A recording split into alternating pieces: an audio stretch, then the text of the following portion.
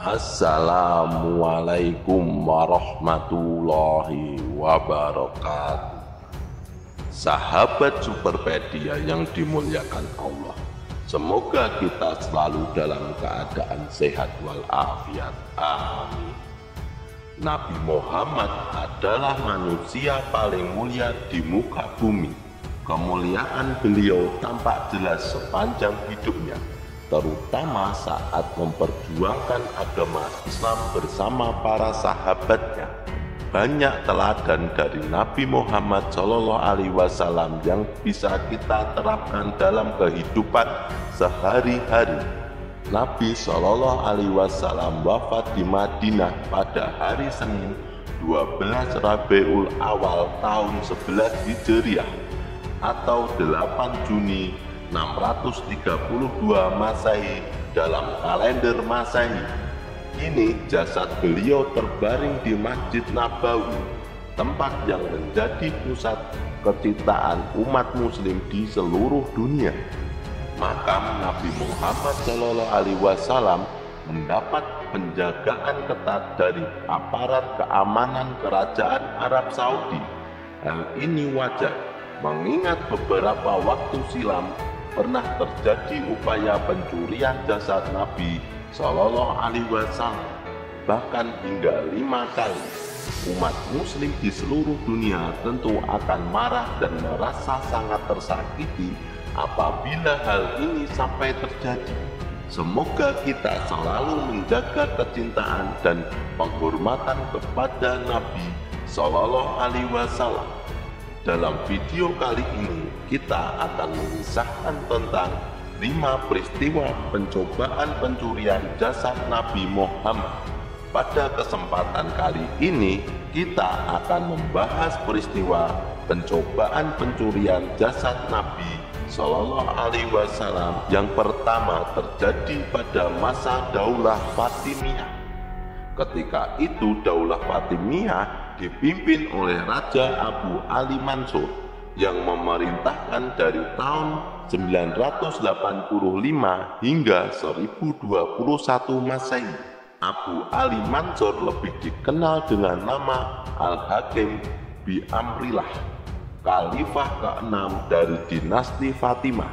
Dinasti ini merupakan satu-satunya kekhalifahan Syiah yang pernah ada di bumi, berkuasa di wilayah Afrika Utara dan Timur Tengah. Pada masa pemerintahannya, Raja Al-Hakim bi Amrillah menerima usulan dari kaum Sidik. Kaum Sidik yang dimaksud di sini adalah mereka yang tidak berpegang teguh pada agama. Nah, kaum Sidik ini memberikan usulan kepada Raja Al-Hakim yang zalim untuk mencuri jasad Nabi Muhammad dan membawanya ke kerajaannya. Tujuannya adalah untuk mendapatkan perhatian dari seluruh dunia, sehingga negerinya dapat menggantikan Madinah sebagai pusat kunjungan umat Islam. Dengan rencana tersebut, Raja Al-Hakim menyusun strategi yang matang untuk melancarkan pencurian jasad Nabi Muhammad SAW. Ia memerintahkan sekelompok penjahat untuk melaksanakan tugas ini. Namun ketika aksi ini hendak dilakukan pada malam hari, tiba-tiba Allah Subhanahu wa Ta'ala mengirimkan angin besar ke Madinah, mengguncangkan bumi dengan dahsyat.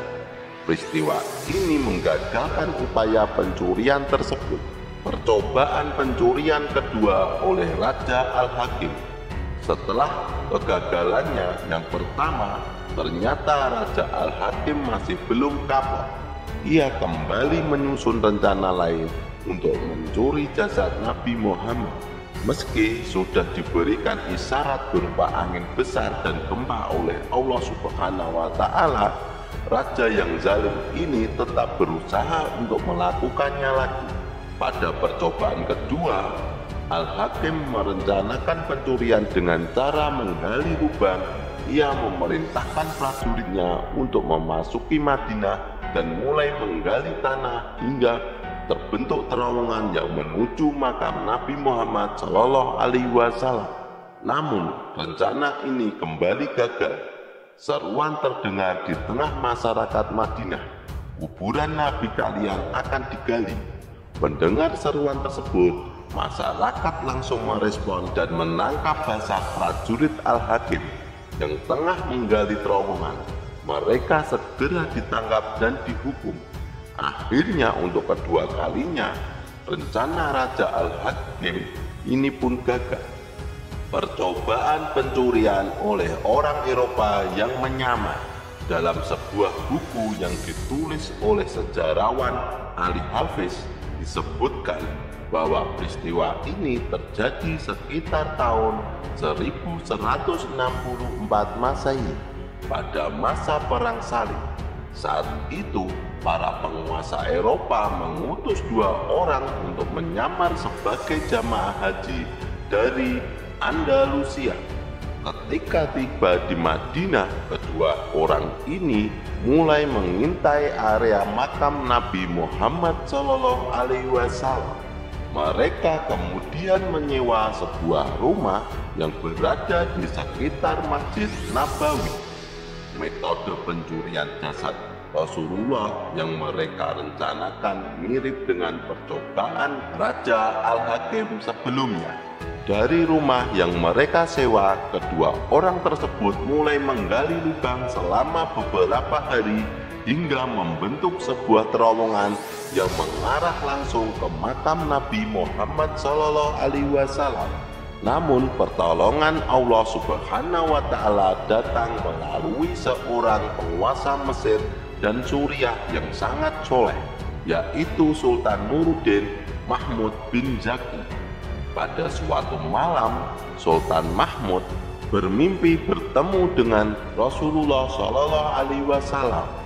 Dalam mimpinya, Nabi Muhammad SAW memperlihatkan 2 wajah seseorang yang berkata, "Wahai Mahmud, tolonglah aku dari kedua orang ini." Sultan Mahmud terbangun dari tidurnya, lalu segera berwudu dan melaksanakan sholat malam. Setelah itu, ia kembali tidur. Namun, di tidurnya yang kedua, ia bermimpi hal yang sama.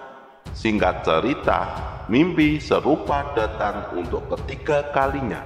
Merasa ada sesuatu yang janggal, keesokan paginya, Sultan Mahmud menceritakan mimpinya kepada para menterinya. Meyakini ada hal yang tidak beres di Madinah, ia memutuskan untuk berangkat ke sana dengan membawa 1000 pasukan serta harta yang dimilikinya. Sesampai di Madinah, Sultan Mahmud langsung melaksanakan sholat dan berziarah ke makam Nabi Muhammad SAW. Setelah itu, ia membagikan hartanya kepada penduduk dan para penziarah yang berkumpul, dengan harapan bisa bertemu dengan 2 orang Eropa yang wajahnya ia kenali dari mimpinya.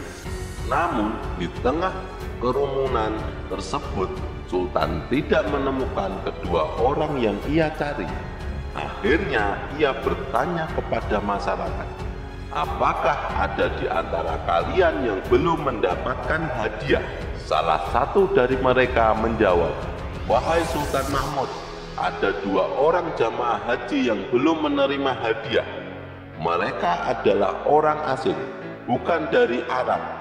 Keduanya dikenal sebagai orang yang kaya raya dan soleh, sehingga mungkin dianggap tidak perlu menerima hadiah." Mendengar hal itu, Sultan Mahmud memerintahkan agar kedua orang tersebut dibawa menghadap. Ketika melihat mereka, ternyata wajah mereka sangat mirip dengan orang-orang yang ada di mimpinya. Sultan Mahmud lalu menginterogasi kedua orang tersebut, namun mereka memberikan jawaban yang berbelit-belit.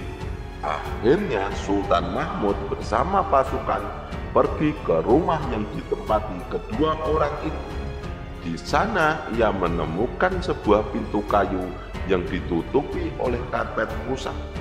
Ternyata balik pintu itu terdapat sebuah terowongan yang sedang digali oleh pencuri jasad Rasulullah SAW. Hanya dalam 2 hari lagi terowongan tersebut akan sampai ke makam Rasulullah. Akibatnya, kedua orang asing tersebut akhirnya mengaku sebagai bagian dari tentara salib yang sedang melaksanakan tugas suci untuk mencuri jasad Nabi Muhammad SAW. Keduanya kemudian dihukum mati. Pencurian jasad oleh kelompok perampok. Tidak hanya penguasa negeri yang berniat mencuri jasad Nabi Muhammad SAW, ternyata para perampok juga menginginkan hal yang sama. Para perampok ini biasanya mencuri dan merampok orang-orang yang sedang melaksanakan ibadah haji. Entah apa yang ada dalam pikiran mereka, namun mereka bertekad untuk menggali makam Nabi Muhammad. Mereka bahkan terang-terangan mengungkapkan niat mereka. Ketika para perampok ini menuju Madinah dengan kapal laut, usaha mereka akhirnya gagal.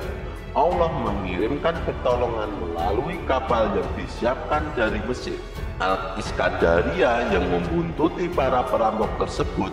Kapal tersebut berhasil menangkap dan memenjarakan para perampok. Percobaan pencurian oleh 40 orang pada peristiwa pencurian terakhir.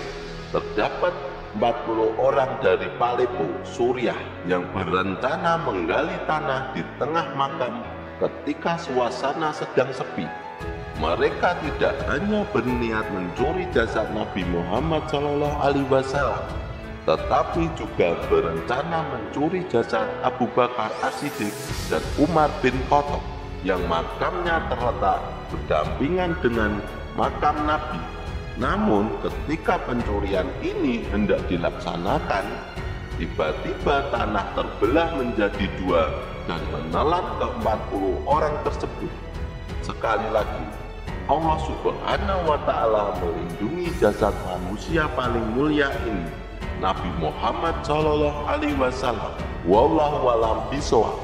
Jadi itulah kisah 5 peristiwa pencobaan pencurian jasad Nabi Muhammad SAW.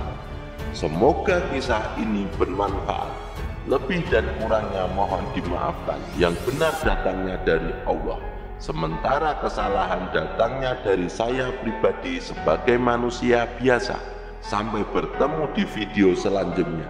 Saya akhiri. Wassalamualaikum warahmatullahi wabarakatuh.